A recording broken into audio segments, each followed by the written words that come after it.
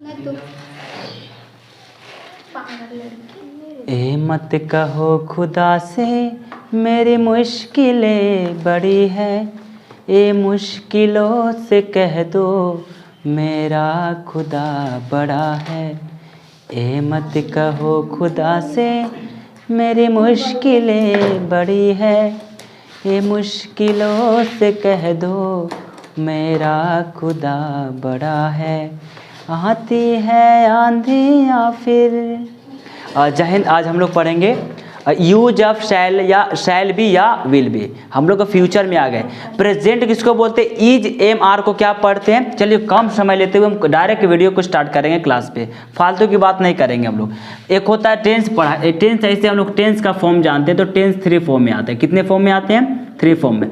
पहला बात करेंगे प्रेजेंट टेंस, सेकेंड है पास्ट टेंस और थर्ड है future tense. Present tense, past tense and future tense. Present tense का मतलब जो प्रेजेंट में अभी जो चल रहा है, जैसे मैं खाता हूँ, मैं ये खुश हूँ, मैं तैयार हूँ, मैं क्यों हम लोग खुश है, ये सब प्रेजेंट का बात हो गया। पास्ट में जो बीत चुका है, जैसे हम लोग खा चुके थे, मैं खुश था, वे लोग तैयार थे, वे लोग नहीं तैयार थे, ये पास्ट का बात हो रहा है। और फ्यूचर का मतलब हो गया अभी नहीं, यानी तो बीता हुआ नहीं, ये आने वाला जो, जैसे हम लोग घर जाएंगे, आप लोग अच्छे रहेंगे, मतलब ऐसे करके आप लोग खुश होंगे, वे लोग तैयार होंगे, वे लोग जा रहे होंगे, ये हो गया फ्यूचर। मतलब फ्यूचर आने वाले। अब आप लोग भी फ्यूचर है आने वाला, जैसे कि सपोज करिए मान लीजिए होंगे, तो हम लोग डायरेक्ट फ्यूचर पे बात करेंगे। फ्यूचर मतलब फ्यूचर ही ना, ऐसे भी पढ़ाई कर रहे हैं, पढ़ा रहे तो डायरेक्ट ये क्या बन रहा है, हम लोग का प्रेजेंट नहीं तैयार हो रहा है, हम लोग का फ्यूचर तैयार हो रहा है। आज का पढ़ाई क्या करेगा? फ्यूचर को बदलेगा। समझ में आया? ये मत सोचिए कि बोल रहे हैं ये प्रेजेंट हम लोग अगर सही से कर सुधार के रखते हैं तो वो फ्यूचर अपने आप सुधर जाएगा। तो वही बात है, अगर प्रेजेंट टेंस पास्ट टेंस पढ़े होंगे तो फ्यूचर वाला भी अच्छा समझ में आएगा। शैल बी और विल बी का बात करें, शैल बी और विल बी का यूज का हम लोग करेंगे। इसका हिंदी गा गेगी होता है। क्या होता है? गा गेगी। अगर जिस सेंटेंस के लास्ट में, जिस भी सेंटेंस के लास्ट में गा गेगी लग जाए, जैसे मैं जाऊंगा, मैं खाऊंगा, वे लोग जा रहे होंगे, या मैं खुश रहूंगा, वे लोग गाएंगे, ऐसे करके आपको मिल जाएगा गा गेगी लास्ट में सेंटेंस के, समझ जाइएगा। उसमें बनाना होगा उस किसके साथ? शैल बी या तो विल बी के सहारे बनाएंगे, शैल बी या तो विल बी के सहारे बनाएंगे। चलिए स्टार्ट करते, देखिए।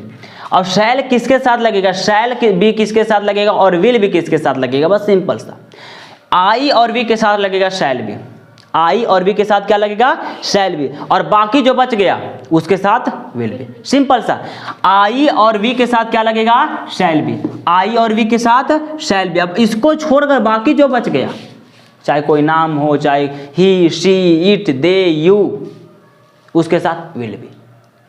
आई और वी के साथ शैल बी, और बाकी जो बच गया सब्जेक्ट, उसके साथ विल बी। बस क्लियर? आप समझ गए होंगे क्या बताए? आई और वी के साथ, आई, बस यही दोनों को देखना है। और उसके बाद जो बच गया हो उसके साथ हमेशा क्या लगेगा? फिर विल बी लगेगा। शैल बी को याद कर लिए तो विल बी ध्यान में, 2 चीज को याद करिए बस, आई और वी के साथ क्या लगेगा? शैल बी, और बाकी के साथ विल बी। बस क्लियर? अब एक कन्फ्यूजन क्या आता है कि आई के साथ कभी कभी विल भी आता है, विल भी लगता है। कब लगता है वो बता देते हैं।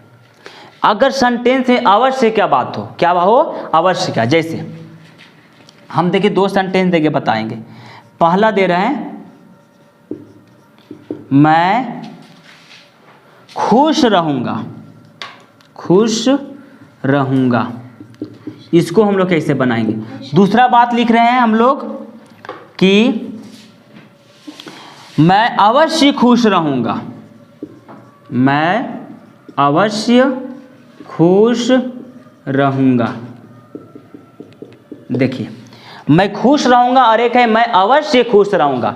बस अगर सिर्फ सिंपल का बात है, एक अवश्य लिखा हुआ मिल जाएगा, अवश्य के बारे में बात हो जाएगा, तो जिसके साथ लगता था शैल बी, उसके साथ लगेगा विल बी। आई अभी के साथ क्या लगता था? शैल बी, तो उसके साथ क्या लगाएंगे? Will be. जैसे मैं खुश रहूंगा, इसको सिंपल सा बनाइए तो आई के साथ अवश्य नहीं है, इसमें सिंपल सा आई के साथ शैल लगेगा। आई शैल बी क्या लगेगा? हैप्पी। लेकिन इसमें लिखा मैं अवश्य खुश रहूंगा, तब क्या बनाएंगे? आई के साथ फिर क्या लग जाएगा, विल बी। अवश्य के बारे में बात होगा, उसके साथ क्या लगाएंगे, विल बी। सिंपल सा बस, आई विल बी हैप्पी। कुछ सेंटेंस और आपको देते हैं बताते। तो हम लोग अभी कितना चीज सीखे हैं, टेंस, 3 टाइप्स के, प्रेजेंट, पास्ट और फ्यूचर। प्रेजेंट मतलब अभी जो चल रहा है, पास्ट मतलब जो बीत चुका है, और फ्यूचर मतलब जो आने वाला है। जैसे आपकी पत्नी आने वाले है, फ्यूचर के बारे में बात हो गया, आपका शादी होने वाला है, फ्यूचर के बात हो गया, ठीक है। अब हम लोग फिर क्या सीखे, शैल बी किसके साथ लगेगा, आई वी के साथ क्या लगेगा, शैल बी। विल बी किसके साथ लगेगा, आई वी को छोड़कर जो बच गया उसके साथ विल बी। सिंपल सा है। और अवश्य लग गया तो सिर्फ चेंज हो जाएगा, जिसके साथ लगता था शैल बी उसके साथ लगेगा विल बी, और जिसके साथ लगता था विल बी उसके साथ लगेगा शैल बी। अब देखिए एग्जांपल से एक और हम एग्जांपल देना चाहेंगे।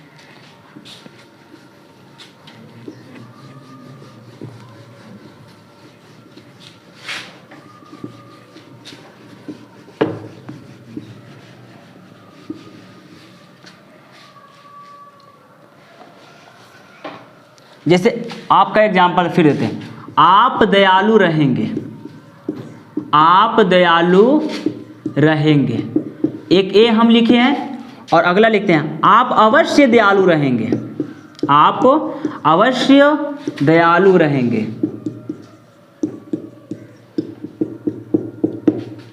चलिए इसको बनाइए, आप दयालु रहेंगे क्या बनेगा, पहले आपको क्या बोलते हैं, यू। यू आई और वी के साथ क्या लगता है, शैल बी, अब बाकी के साथ विल बी।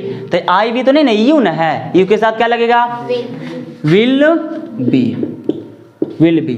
और दयालु को क्या बोलते हैं, काइंड, और लास्ट में फुल स्टॉप। लेकिन यहाँ पर कह दिया वही हम दिए हैं, यहाँ पर सिर्फ दयालु रहेंगे, लेकिन हम लगा दिया अवश्य, आप अवश्य दयालु रहेंगे, तो उल्टा कर देंगे, क्या कर देंगे इसको, उल्टा। जैसे you shall be kind, simple. आया समझ में। चलिए अब थोड़ा सा हम लोग बात कर लेते हैं इंट्रोगेटिव सेंटेंस में इसको कैसे बनाते हैं, देखिएगा।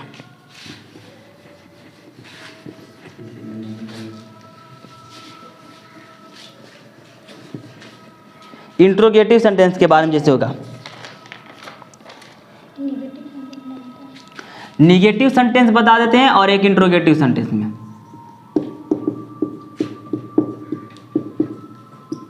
निगेटिव सेंटेंस और फिर इंट्रोगेटिव सेंटेंस।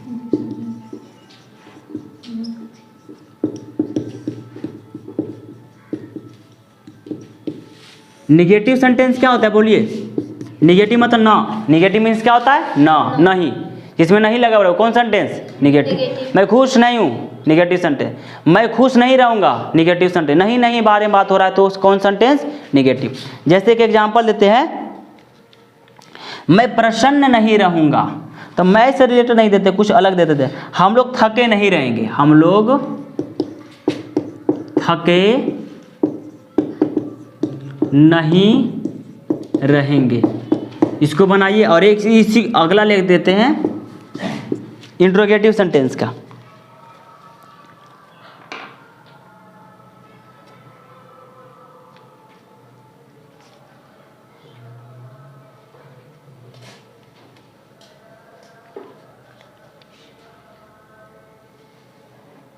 क्या राम महान बनेगा, क्या राम महान बनेगा।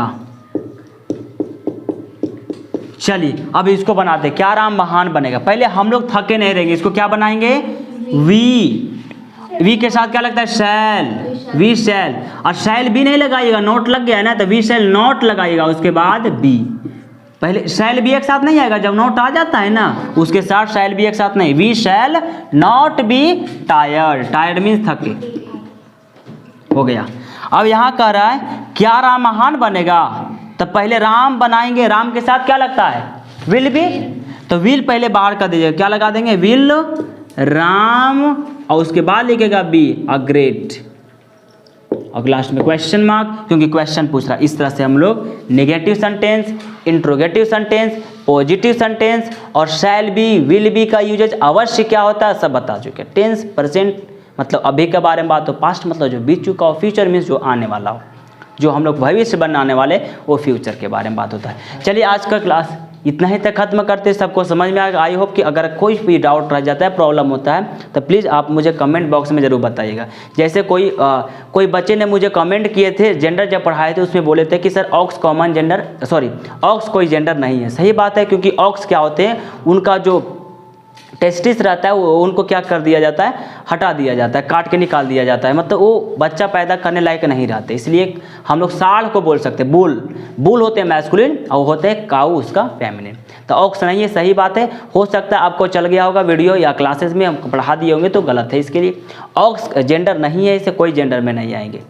लेकिन माना गया है क्योंकि वो क्या है कि उसमें हम लोग उनका नेचुरली रूप से देखें तो ऑक्स बच्चा पैदा नहीं कर सकते हैं, लेकिन फिर भी तो बैल बोल सकते हैं, मैस्कुलिन जैसा आता है, पुल्लिंग जैसा आता है ना, हाँ पुल्लिंग होगा, मैस्कुलिन। चलिए आज को क्लास इतना ही खत्म करते हैं। अच्छा लगे तो लाइक करेंगे, शेयर करेंगे दोस्तों के साथ, और साथ ही चैनल को सब्सक्राइब करेंगे ताकि हमारा क्लास का नोटिफिकेशन आपके पास पहुंच सके और आप भी हाजिर रहे। हाँ, और यहाँ तक कि अगर आपको ये भी लगे तो अच्छा लगता हो क्लास, तो प्लीज़ प्यारा सा प्यारा कमेंट करके मुझे बताइएगा। सब स्टूडेंट से रिक्वेस्ट करते हैं कि आप अगर कमेंट करते हैं प्यारा प्यारा सा कमेंट, तो इससे मुझे मोटिवेशन मिलता है ताकि अगले क्लास में फिर से जोश जुनून के साथ आते हैं और आपको हम पढ़ाना शुरू करते हैं। तो कोशिश करिएगा और आप भी मुझे कोऑपरेट करिए, हम भी आपको कोऑपरेट करेंगे।